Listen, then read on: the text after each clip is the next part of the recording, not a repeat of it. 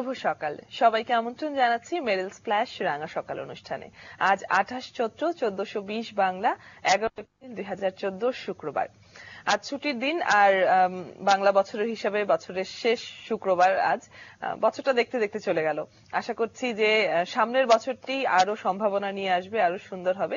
প্রিয় দর্শক, প্রতিদিনের মতোই রাঙা সকাল চলে এসেছে আপনাদের সকালটিকে রাঙিয়ে তুলতে। আর প্রতিদিনের মতোই 2 ঘন্টায় দুজন অতিথি থাকবেন যাদের সাথে গল্প করব আমরা দুজনও। রয়েছে আমি অদিতি এবং আমি কিবরিয়াও রয়েছি। সবাইকে মেরিল স্প্ল্যাশ রাঙা সকালের পক্ষ থেকে শুভ সকাল জানাচ্ছি। আসলে একটা একটা করে দিন আমরা গুনছি পহেলা বৈশাখের জন্য, এবং অদ্ভুত একটা ব্যাপার হচ্ছে যত দিন যাচ্ছে ততই বেশি পহেলা বৈশাখ কিন্তু তার আবেদন নিয়ে আমাদের কাছে অনেক বেশি সমৃদ্ধ হচ্ছে।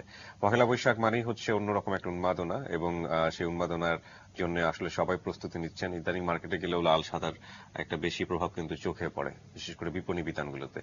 যাই হোক, বাঙালি জাতিসত্তার অন্যরকম উন্মেষ আমরা এই সময়টাতে দেখতে পাই, এবং সেটারও কোনো ব্যতিক্রম আশা করছি এবারও হবে না। চমৎকার একটা সময় পাবো, এবং চমৎকার সময় রয়েছে রাঙা সকালে। আর এই চমৎকার সময় যারা উপহার দেন তারা আসলে রাঙা মানুষ। প্রথম ঘন্টায় আমাদের সঙ্গে থাকছেন আমাদের আজকের অতিথি, তথ্য প্রযুক্তি উদ্যোক্তা এবং পেশাদার হিসাব রক্ষক ফারুক শিকদার। চলুন আমরা তাকে শুভ সকাল জানাই।